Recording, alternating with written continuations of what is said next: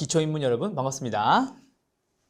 자, 반갑습니다. 이번 주부터 이제 부동산 금융론 할 차례예요. 자, 제가 부동산 학개론이라고 말씀드렸죠.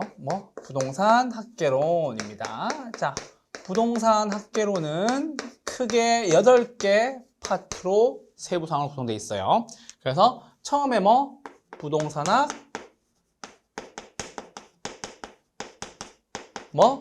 총론 이렇게 있고요. 두 번째가 부동산 학 강론 이렇게 나와 있고요. 마지막에 부동산 감정평가 이렇게 나와 있어요. 자, 그런데 부동산학 총론은 역시나 뭐가 나와야 돼요? 총론만 나오면 되겠죠. 부동산학 총론 나오게 되겠고요. 총론 나오게 되겠고, 강론에서 6개로 나뉘는 거죠. 강론에서 몇 가지 6개로 나뉘는 거예요. 감정평가 잠시만. 자, 총론에서 강론에서 6가지 나뉘는데, 처음에가 경제, 두 번째가 시장, 세 번째가 정책, 네 번째가 투자, 다섯 번째가 금융, 그리고 마지막이 개발, 관리, 마케팅이 되겠죠. 그래서 개발, 관리, 마케팅이 되는데, 여러분들과 함께 마지막에 이제 배워야 될 게 뭐였죠? 부동산 감정평가였죠. 그래서 부동산 감정평가였죠.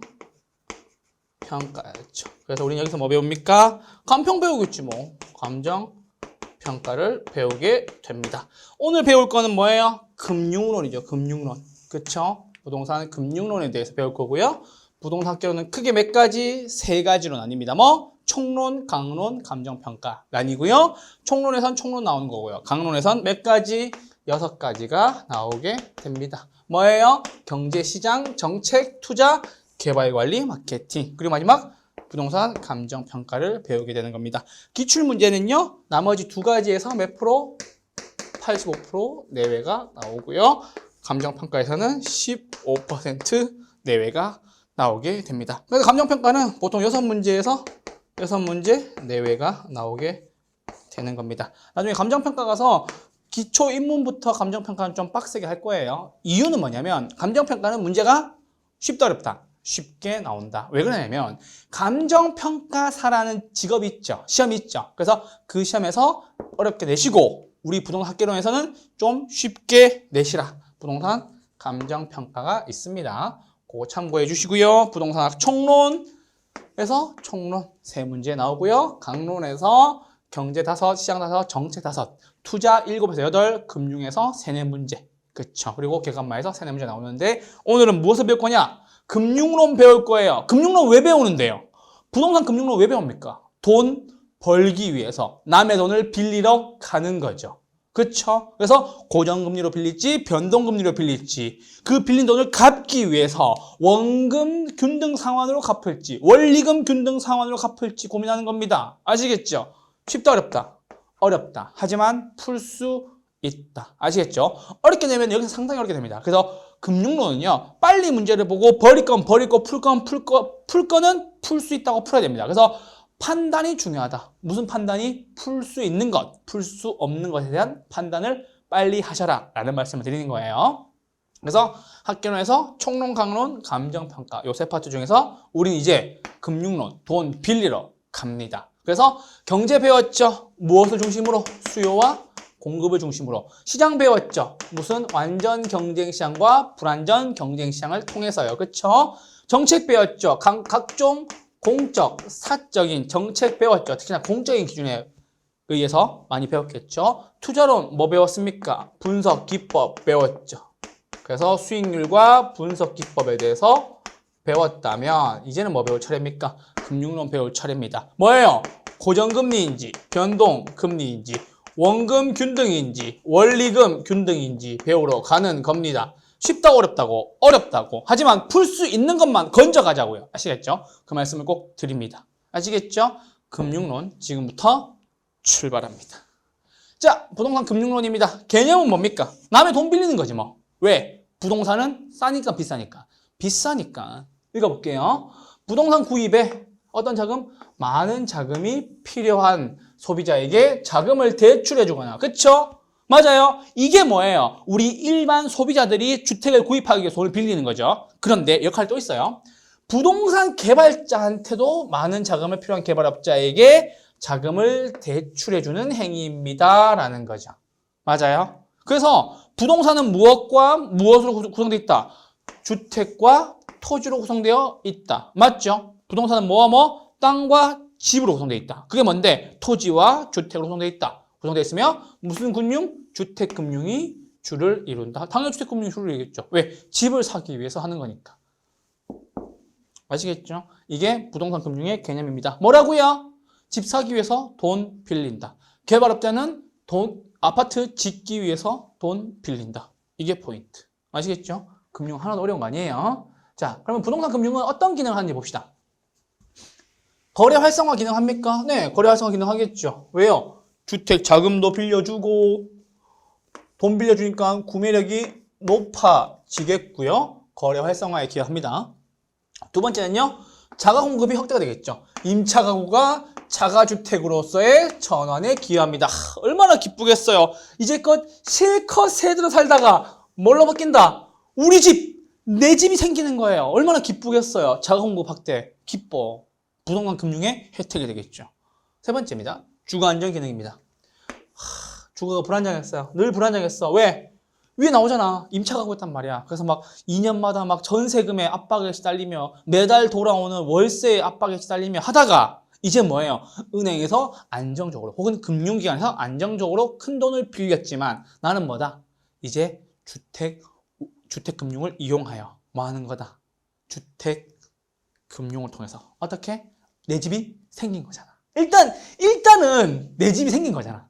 그쵸? 왜? 화장실만 내 거여도 내 집이 생긴 거잖아. 그쵸? 큰 방, 작은 방, 거실 다 누구 거? 은행 거. 하지만 화장실은 누구 거? 내 거. 아시겠죠? 하지만 내 집이 생긴 거잖아. 그쵸? 그래서 주거 안정 기능도 확실하게 하고 있습니다. 경기를 조절합니다. 경기 조절 기능이죠. 시장이 침체되면 규제를 풀어서 금융을 확대시키고요. 시장의 과열 양상을 띠면요. 금융을 축소시켜서 어떻게 한다? 경기를 좀 낮추려고 하는 거겠죠. 주택 자금을 조성합니다. 청약 및 금융기관에 필요한 자금 조성에 기여하기도 합니다. 주택 청약 들고 계시죠? 그래서 청약이나 그런 금융기관에 필요한 자금 조성에 기여를 하게 됩니다. 아시겠죠? 그래서 청약 넣는 돈을 은행들이 또 활용해가지고 여러 가지로 쓰고 있겠죠. 자, 부동산 금융의 원칙입니다.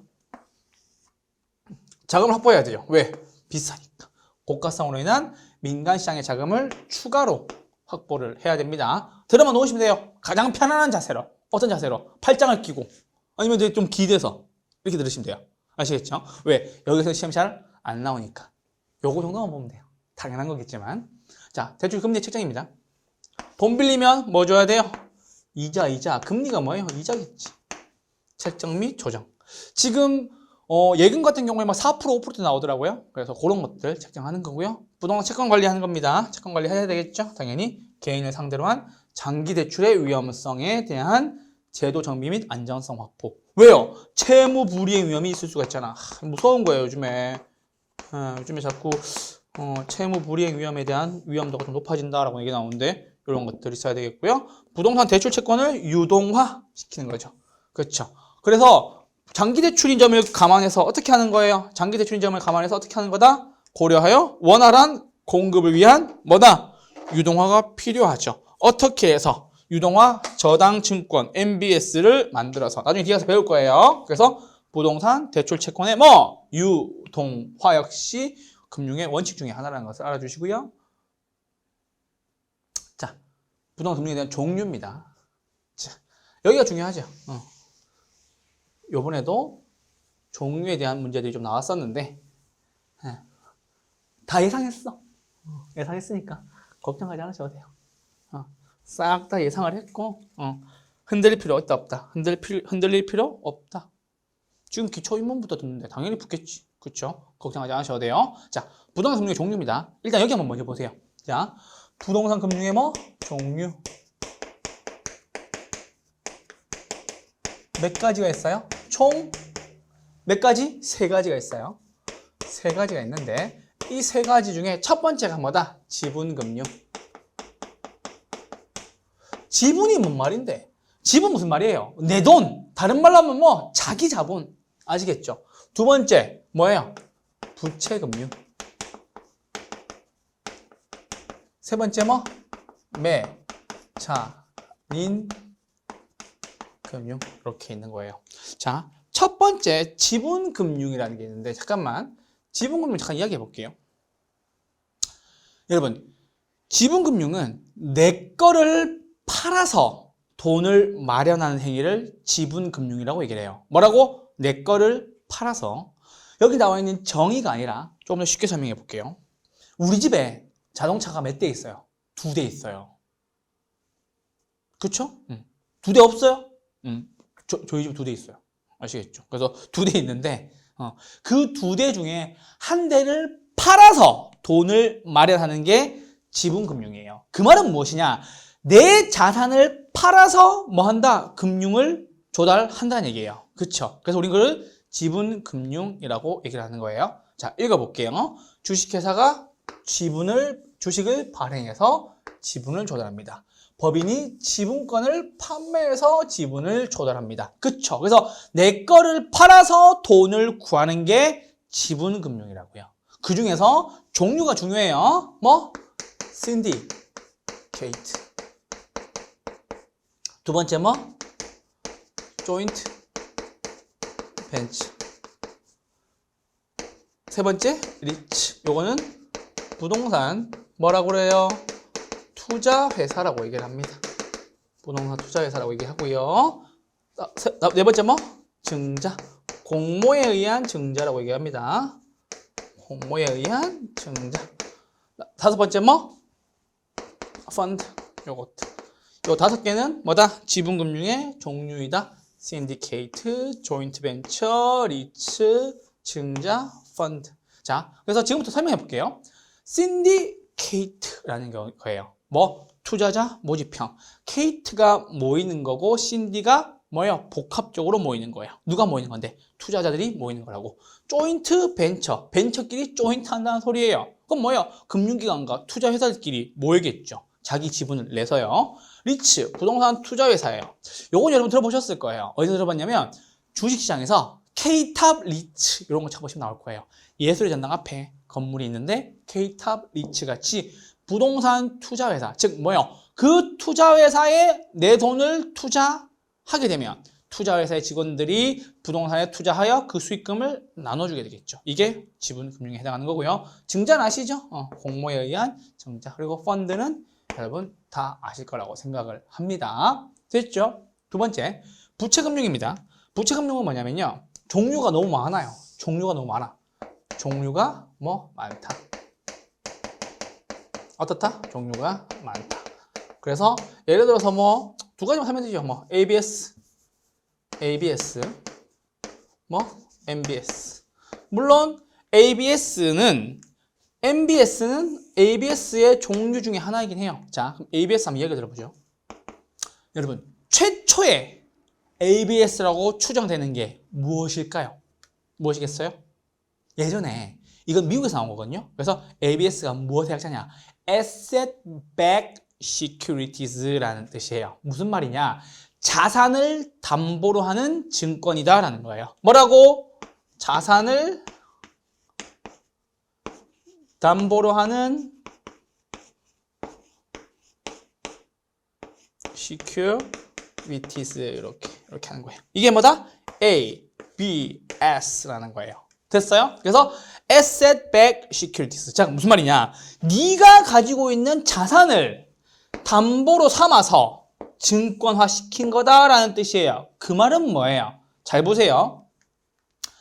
부채증권의 특징은 이거예요. 아까 제가 자동차 2대 중에 한 대를 파는 건 뭐라고 그랬어요? 지분금융이라고 얘기했죠. 근데 이번에 뭐냐면 자동차 2대 중에 한 대를 담보로 맡기고 돈을 빌려오는 거예요. 우리는 그것을 뭐라 그래요? 자동차 담보대출이라고 얘기하죠. 맞죠? 해본 적 있나요?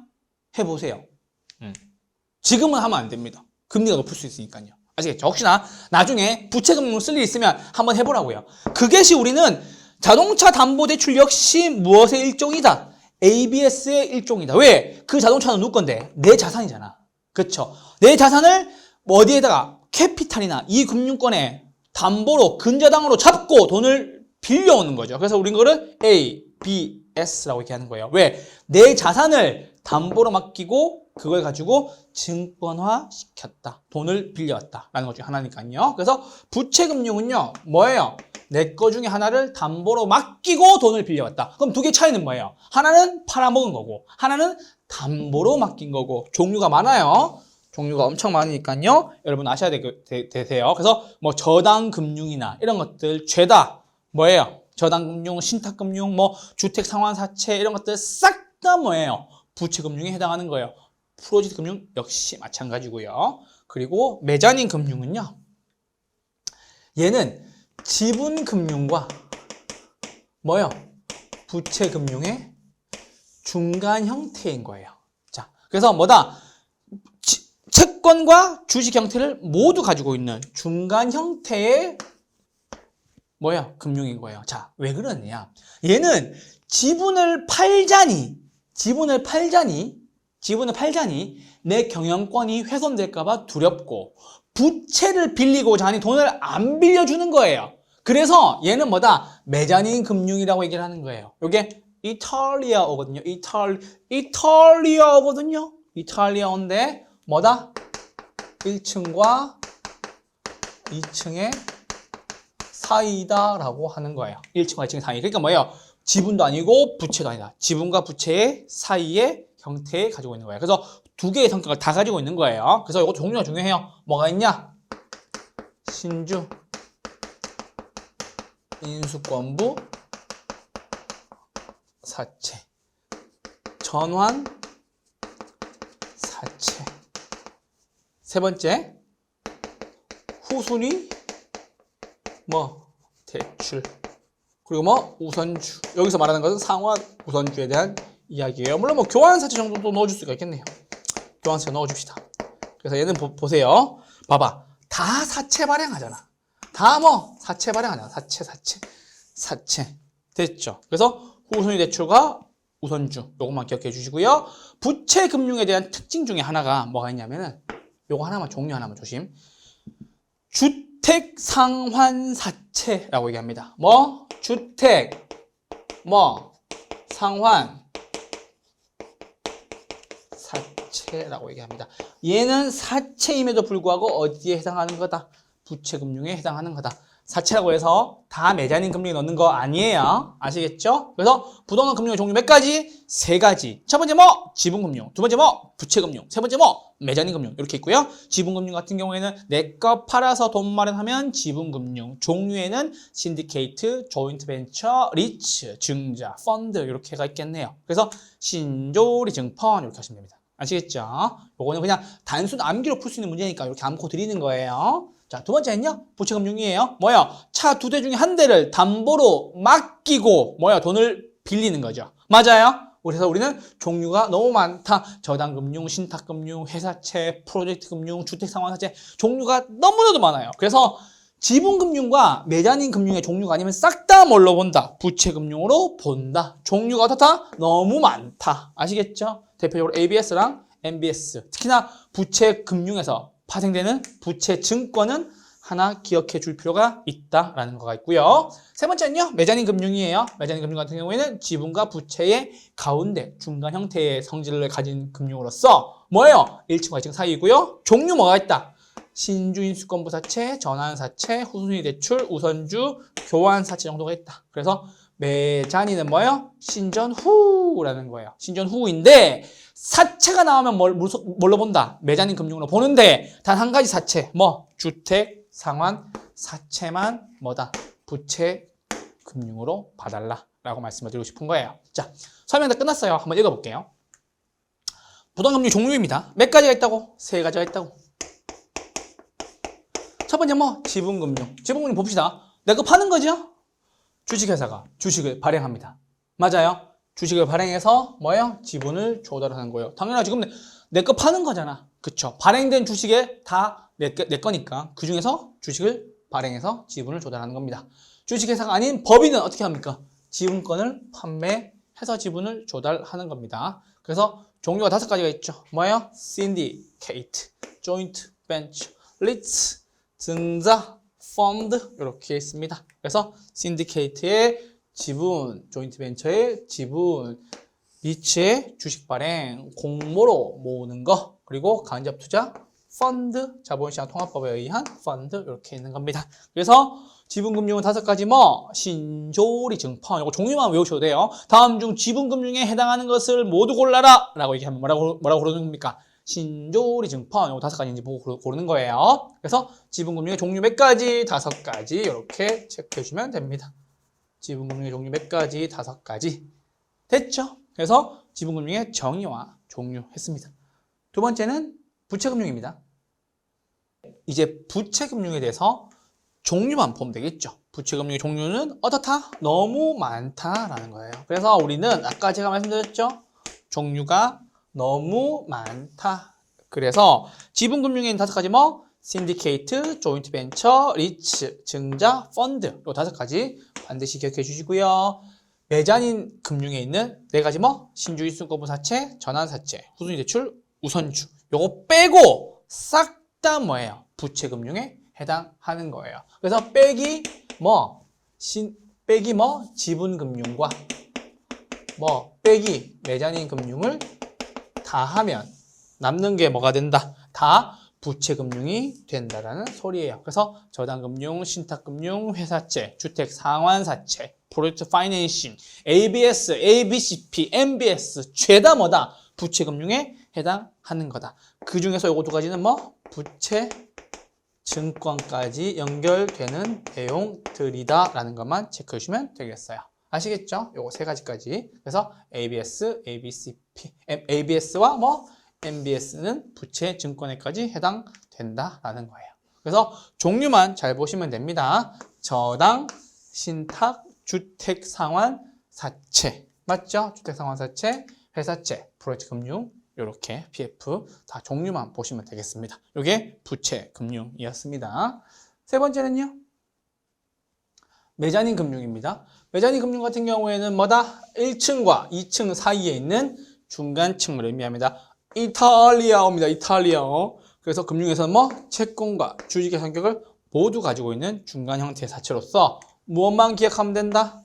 종류만 기억해 주면 된다. 신주인수권부 사채, 전환 사채, 교환 사채, 후순위 대출 우선주. 아시겠죠? 요거 5가지만 잘 기억해 주시고요. 교환 사채는 생각보다 잘 안 나올 겁니다. 그래서 신주인수권부 사채, 전환 사채, 교환 사채, 후순위 대출 우선주였었습니다. 그거 체크 잘 해주시길 부탁드리겠습니다. 부동산 금융의 종류였습니다. 됐죠? 다음입니다. 이제 여러분 부동산 금융에 관한 용어 및 계산에 대한 공식을 좀 볼 겁니다. 이제 여러분들도 부동산 전문가가 될 수 있어. 자, 부동산 전문가가 된다는 것은 가장 중요한 게 뭘까요? 금융에 대해서 잘 이해하고 있으면 전문가처럼 보일 수가 있겠죠. 물론 매물이 중요하고 임장 활동이 중요하다. 오케이, 중요합니다. 안 중요하다는 게 아니에요. 인정합니다. 인정하는데 금융에 대해서 잘 이해를 하고 있잖아요. 그러면 여러분들도 돈을 벌 수 있는 기회가 생길 수가 있다라는 거예요. 아시겠죠? 그래서 LTV, DTI가 많이 완화가 됐다. 무슨 말이에요? 돈을 많이 빌릴 수 있다라는 거가 되겠죠. 돈을 많이 빌릴 수 있다라는 뜻은 뭐가 되겠어요? 기회가 생길 수도 있다. 내가 봐놨던 거, 그쵸? 요거 시세에 비해서 좀 싸게 나왔는데 내가 사기엔 좀 부담스러웠던 것들. 아시겠죠? 물론 직접 거래하시면 안 됩니다. 아시겠죠? 직접 거래는 나중에 뒤에 가서 저기 공인중개사 법령에서 배우시게 되겠지만 2차에서 3학년 3반 3년 또는 3천만 원 이하의 벌금 낸단 말이에요. 아시겠죠? 그래서 직접 거래는 하면 안 되지만 잘 받았던 거, 그렇죠? 사는 거지. 자, 부동산 금융 관련된 용어 및 계산 문제 한번 볼게요. 자, 대부 비율입니다. 우리는 이걸 LTV라고 얘기합니다. LTV라고 얘기하는 거고 정의는 뭐예요? 부동산의 가치에 대한 대출금의 비율, 가치에 대한 대출. 이걸 우리 뭐라 한다? 융자액입니다. 라고도 표현을 합니다. 아시겠죠? 뭐라고요? 융자액이다. 라고 얘기를 합니다. 됐어요? 융자액입니다. 두 번째는요, 총부채 상환 비율입니다. DTI. 좀 있어 보이잖아. DTI 몇 프로? 이러면서. 그쵸? debit to 뭐예요? income. income이 뭐예요? 내 수입. income이 어디로 간다? income이 어디로? 수입. 그쵸? 연수입 income. 그래서 debit은 주택담보대출 원리금 더하기 다른 대출에 대한 이자만. 요거 중요해요. 중요해요. 그래서 debit to income은 뭐예요? 연소득에 대한 원리금 상환액의 비율. 근데 이게 원리금 상환액인데 주담대는 주택담보대출은 원리금만 더하지만 그쵸? 다른 대출, 기타 대출, 즉 다른 대출에 대해서는 뭐만? 이자만 더하는 거예요. 항상 조심하셔야 되지. 아시겠죠? 그럼 다른 대출 뭐가 있는데요? 뭐가 있어요? 자동차 담보대출이든 신용카드건 그쵸? 신용대출이든 그쵸? 신용대출이든 우리가 얘기하죠. 마이너스 통장이든 이런 것들. 신용대출에 대한 이자만 고려하는 것이 DTI. 그래서 이거 두 개 구분하셔야 돼요. DTI와 DSR. 봐봐, 얼마나 설명 잘해줘요. 깔끔하게. 표가 깔끔하잖아. 그쵸? 그래서 볼게요. DSR은 총 부채에 대한 원리금 상환 비율이에요. 그래서 Debt Service Ratio라고 표현합니다. 그래서 DSR이라고 표현합니다. 교수님, 무엇이 차이입니까? 잘 보세요. 연소득에 대한 모든 부채에 대한 원리금 상환액이라고 나와 있어요. 자, 그럼 봅시다. 아까는 제가 주담대 원리금 더하기 다른 대출은 이자만 얘기했죠. 이번엔 뭐라고 얘기할 겁니까? 주담대 원리금 더하기 기타 대출, 다른 대출이죠. 기타 대출에 대한 무엇을?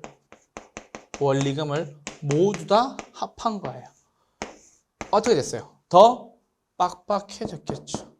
맞아요? 왜? 원금까지도 포함하는 내용이니까. 아시겠죠? 그래서 DTI와 DSR 비율이 같이 움직여줘야 뭐예요? 규제가 강화되고 완화되는 거지. DSR은 가만히 냅두는데 DTI만 움직였다. DTI는 가만히 냅두는데 DSR은 움직였다. 이것은 뭐예요? 조삼모사예요. 아시겠죠? 눈 가리고 아웅하는 거라고. 그래서 같이 움직이는지를 잘 보시고 고려를 하셔야 된다는 소리예요. 아시겠죠? 그래서 DTI는 주담대 원리금 더하기 다른 대출은 이자만 더해서 연소득을 나누는 거고요. DSR, Debt Service Ratio는요. 총 부채 원리금 상환액이니까 상환 비율이니까 뭐예요? 연소득에 대해서 그쵸? 그 대신 주택담보대출 원리금 더하기 다른 대출에 대한 원리금을 더해서 뭘로 나누는 거라고? 연소득으로 나누는 거라고. 요 차이를 반드시 구분해 주셔야 됩니다. 아시겠죠? 됐죠? 자, 그 다음 부채 서비스액입니다. 부채 서비스액. 시험에 많이 나오죠? 시험에 상당히 자주 나오는 파트입니다. 그래서 부채 서비스액, 우리는 이걸 다른 말로 뭐라고 합니까? 데빗 서비스라고 얘기합니다. 부채가 데빗이니까. 데빗에 대한 서비스. 자, 무슨 말이에요? 돈 빌리면 원리금 얼마 갚는데? 다른 말로 하면 원리금 상환액. 우리 이거를 부채 서비스액이라고 이야기를 합니다.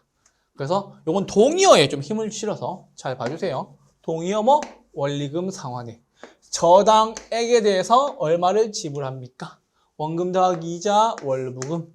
다 부채 서비스액의 동의어예요. 그래서 원리금 상환액이 뭐다? 부채 서비스액이다. 저당 지불액이 뭐다? 부채 서비스액이다. 그렇죠? 이렇게 하시면 되겠고요. 부채 서비스액이란 대출 기간 중에 원금 상환분과 이자 납입액의 합계를 이야기한다라는 거예요. 매달 누구에게? 금융기관에게, 대출자에게 납입하는 금액. 그쵸? 그래서 1회차 주택담보대출 원리금 상환액 이렇게 나오면은 뭐예요? 이렇게 큰 곳에 이렇게 흙 이렇게 붙는 그거 그림이거든요. 그거 생각하시면 돼요. 그래서 부채 서비스액은 어떻게 구하는 겁니까? 대출금 곱하기 저당상수 이렇게 곱하시면 되겠습니다. 그래서 대출금이라고 얘기했지만 대출금은 또 다른 말로 뭐예요? 부채예요, 부채. 그럼 봅시다. 부채 서비스액은 뭐다? 부채 곱하기 저당 상수다. 이렇게 구할 수도 있겠죠. 맞아요? 이건 똑같은 얘기예요. 맞죠? 그렇게 해서 정리해 주시면 되겠습니다. 부채 서비스액이었습니다. 자, 다음입니다. 부채 감당률.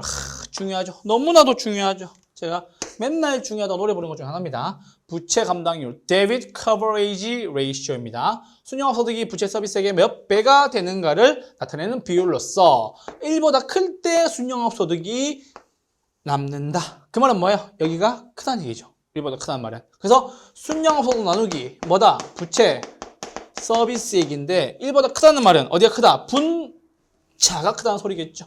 얘가 크다는 소리겠죠. 그러면 1보다 크면 좋아요? 싫어요? 좋죠. 운영학 입장에서는 무엇이 커야 좋은 거니까 순영업소득이 커야 좋은 거니까요. 그래서 부채 감당률 꼭 체크해 주세요. 그래서 부채 서비스액 별표, 부채 감당률 별표 2개 이렇게 용어 정리해 주시면 되겠습니다. 아시겠죠? 다음입니다. 융자 원금, 융자 잔금 이렇게 있습니다. 자, 한번 읽어보죠. 융자 원금은 뭐예요? 처음에 빌린 총금액이 융자 원금이에요. 얼마 빌렸는데? 부채. 부채 총액이 융자 원금이죠. 됐어요? 어려울 필요 없어요. 자, 융자 잔금이에요. 뭐? 갖고 남은 돈. 상환하지 않은 원금 체크. 그래서 미상환 원금, 저당 잔금, 부채 잔금. 그렇죠? 아직 남은 돈. 이렇게 하시면 되겠고요. 잔금 비율은 뭐예요? 대출 원금 중에서 미상환된 원금의 비율 이거 체크하셔야 됩니다.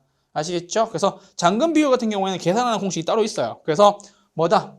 연금의 현가계수를 이용하여 뭐다? 계산을 할 수가 있다라는 거예요. 그래서 연금의 현가계수 뭐 전기간 분의 연금의 현가계수 뭐 잔여기간 남은 기간으로 곱하면 뭐가 나온다? 잔금의 비율이 나오게 되겠죠. 그래서 잔금 비율 구하는 공식은 연금의 현가 전기간 분의 연금 현가의 잔여기간으로서 구할 수가 있다라는 거예요. 상환 비율입니다. 뭐예요? 갚은 금액. 그렇죠. 특징은 뭐? 잔금 비율과 상환 비율도 하면 1이 똑같은 말이 뭔데? 100%. 얘는 비율이니까. 그렇죠. 남은 비율, 갚은 비율. 두 개 더하면 몇 프로? 100%가 된다는 소리예요. 아시겠죠? 그래서 잔금 비율의 계산 역시 하나 훑어보고 하시라고 준비를 해드렸습니다. 됐어요? 이렇게 정리해 주시고요. 자, 다음 페이지 고정이자율과 뭐? 변동이자율. 잠깐 보시죠. 무엇과 무엇? 고정이자와 변동이자율입니다. 자, 고정이자와 변동이자율이니까 뭐예요? 돈 빌리러 가는 거죠. 돈 빌리러 가는 겁니다. 자, 돈 빌리러 가봅시다. 여러분, 지금같이 물가가 오르고 금리가 자꾸 변동할 때는 무엇으로 빌리는 사람 입장에서는 무엇을 빌리는 게 유리해요? 고정이자율로 빌리는 것이 더 유리하겠죠. 정의입니다. 전체 대출 기간 동안 대출자와 누가? 차입자 간에 약정한 고정이자율을 적용하는 겁니다. 처음에 딱 정해지면 되는 거예요. 그래서 대출 시점에 뭐가? 고정이자율이 높다. 뭐보다? 변동이자율보다. 왜요? 예상치 못한 인플레이션이 발생할 수가 있기 때문에. 그쵸? 위험에 대한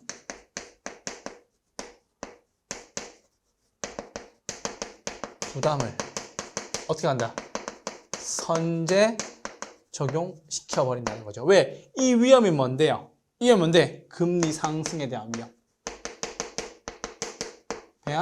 위험 부담을 선제 적용시켜버린다는 얘기죠. 그래서 처음에 빌릴 때 고정이자율이 뭐보다? 변동이자율보다 당연히 높겠죠. 왜요? 나중에 금리가 오르게 되면 바꿀 수 있다 없다? 바꿀 수가 없기 때문에. 그래서 예상치 못한 인플레이션이 발생했어요. 맞죠? 그럼 뭐예요? 물가가 상승하고 화폐 가치가 하락하고 금리가 올라가게 되겠죠. 누구에게? 대출자에게는 손해. 대출자가 누군데? 은행. 금융기관들이 되겠죠. 돈을 빌린 사람, 차입자는 어떻게 되겠어요? 차입자는 이익을 보게 되겠어요. 됐어요? 그리고 변동이자율입니다. 변동이자율의 정의는요.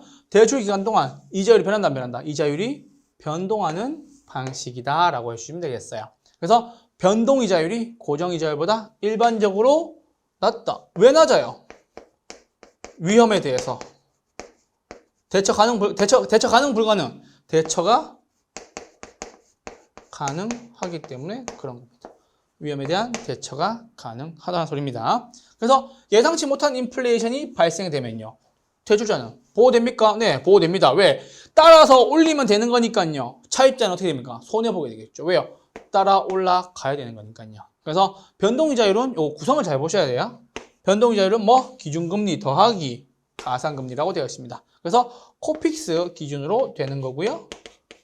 예. 자금 조달 비용 지수겠죠. 가산금리는 뭐예요? 이거 스프레드라고 얘기합니다. 스프레드. 그래서 봅시다. 변동금리는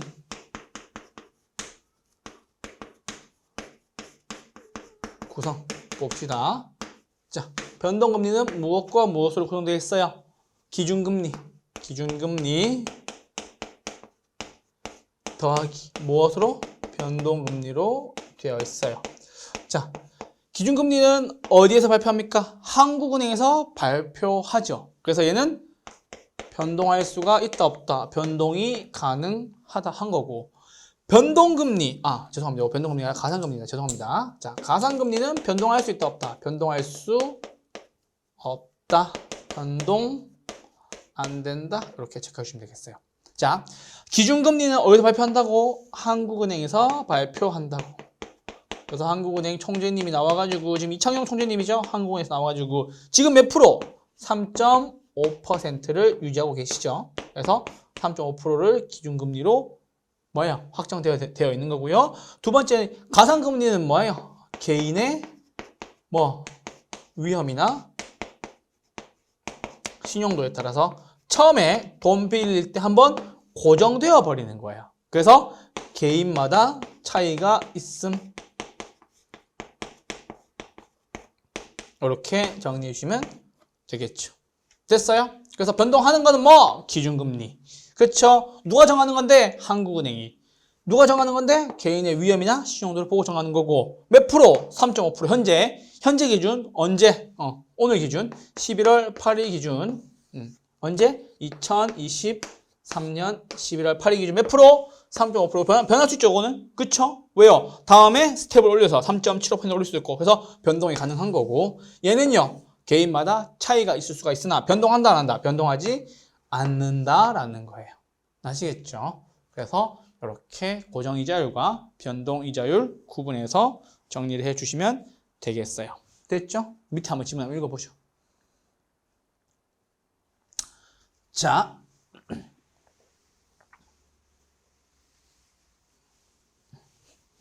추가 내역에서 지문 잘 보셔야 됩니다. 여기서 꿀 지문들이 엄청 많이 나오거든. 그러니까 잘 봐주세요. 자, 봅시다. 시장이자율이 떨어진답니다. 시장이자율이 하락하는 경우 저당이자율이 더 높다. 시장이자율이 더 낮다. 차입자는 조기 상환하고 재융자를 받는 것이 유리하다. 잠시만. 자, 봅시다. 저당 이자율이에요. 그리고 뭐예요? 시장 이자율이에요. 어디가 높다고? 저당 이자율이 높다고. 저당 이자율이 뭔데요? 내가 현재 빌린 돈에 대한 이자율이죠. 이게 뭐다? 저당 이자율. 몇 프로로 할까요? 8%로 합시다. 자, 근데 시장 이자율 나와 있죠. 이 시장 이자율은 뭔데? 현재 시장에서 돈을 어떻게 빌렸을 경우에 이자율인 거죠. 여기까지 이해했어요? 그러면 저당 이자율은 뭔데? 내가 빌린 돈 이게 포인트. 저당 이자율. 시장 이자율은 뭔데? 빌렸을 경우의 이자율. 맞죠? 몇 프로? 더 낮으니까 5%로 합시다. 자, 그러면 여러분들이 지금 얼마를 빌렸어요? 100만 원을 빌려서 칩시다. 100만 원을 빌려서 칩시다. 그럼 얘는 지금 1년에 얼마 줘야 돼요? 연금리 기준이라고 하면은 얘는 8만 원을 줘야 되는데. 그쵸? 얘는 얼마만 주면 돼요? 5만 원만 주면 되겠죠. 맞아요? 그러면 내가 처음에 어디서 예를 들어서 S은행에서 돈을 빌리고 있는데, 그쵸? 시장이 낮아져가지고 누구에게?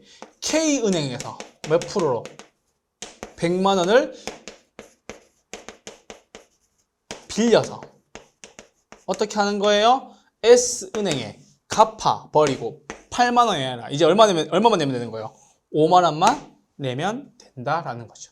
그래서 뭐다? 저당이자율이 높을 때 차입자는 조기 상환하고 얼마를? 100만 원을 조기 상환하고 재융자를 받는 것이 유리하다. 그쵸? 100만 원 갚아버리고. 맞아요? 100만 원 빌려서 100만 원 갚아버리는 게 낫겠죠. 그래서 얼마? 3만 원만큼 이득이 되겠죠. 맞아요? 우리가 지금 100만 원에서 지금 작아 보이지만 지금 100만 원 가지고 부동산 살 수 있겠어요? 못 사겠지. 그쵸? 1억이면 최소한 얼마예요? 3%니까. 그쵸? 그거 잘 정리해 주시기 바라겠습니다. 1억이면 300만 원. 아시겠죠? 그거 잘 정리해 주시길 부탁드리겠습니다. 시장이자율이 상승하는 경우 뭐다? 저당이자율보다 시장이자율이 높을 때는 차입자는 기존 대출을 유지하는 것이 유리하다. 자, 잠깐만. 요거 지워볼게요, 이제. 자. 내가 얼마에 빌렸어? 내가 5%에 빌렸어. 5%에 빌렸어. 얼마를? 100만 원을. 그래서 1년에 얼마씩 갖고 있는 거야? 5만 원만 갖고 있는 거예요. 근데 갑자기 시장이자율이 계속 올랐어. 올라가지고 시장이자율이 얼마? 8% 올랐어. 어떻게 돼요? 이제는 8만 원 갚아야 되는 거죠. 그러면 누가 이거를 가지고 돈을 빌려서 갚겠어요? 안 갚고 뭐 하는 거다? 가만히 있는다. 언제는 시장이자율이 더 높을 경우에는 어떻게 있는다? 가만히 있는다. 시장이자율이 높다. 어떻게 있는다? 가만히 있는다. 가만히 내버려 둔다. 이렇게. 그렇죠? 시장이자율이 높을 때는 가만히 내버려 둔다라는 것이 포인트. 자, 세 번째입니다. 이자율 조정 주기가 짧을수록 대출자가 차입자에게 이자율 변화에 대한 위험을 빠르게 전가시키므로 대출자가 유리하고 차입자가 불리하다. 자, 설명해 볼게요. 여러분, 금리 조정 주기가 짧다라는 것은 금리 조정 주기가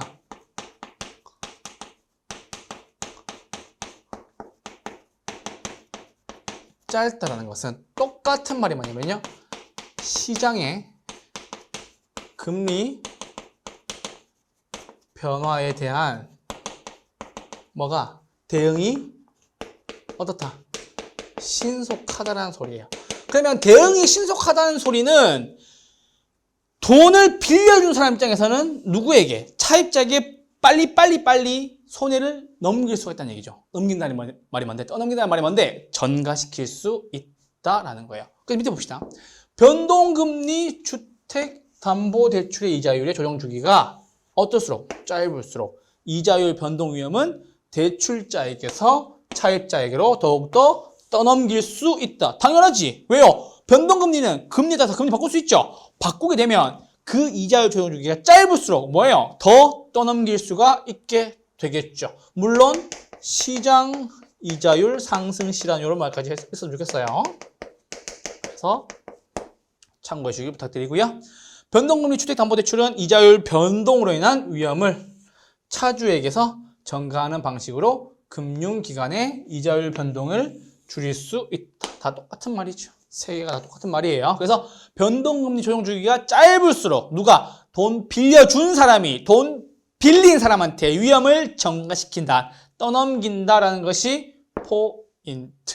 포인트였었어요. 이렇게 해서 고정금리와 변동금리까지 정리를 해보았습니다. 그래서 고정금리와 변동금리는 뭐예요? 금리가 변하면 고정금리, 금리가 안 변하면 변동금리 이렇게 해주시고요. 추가 내역까지 함께 읽어보시면 여기에 많은 내용들이 들어가 있을 겁니다. 특히나 기출지문이라든지 아니면 여러분 좀 혼란을 겪을 만한 것들 제가 예시를 통해서 설명을 드렸기 때문에 다 이해하실 수 있으실 거라고 믿습니다. 기초인문이라고 얘기했지만 기초인문이 아니라니까. 이미 탄탄한 실력을 갖추고 있을 거라니까요. 아시겠죠? 기초가 아니야. 아시겠죠? 기초처럼 보이는 거지.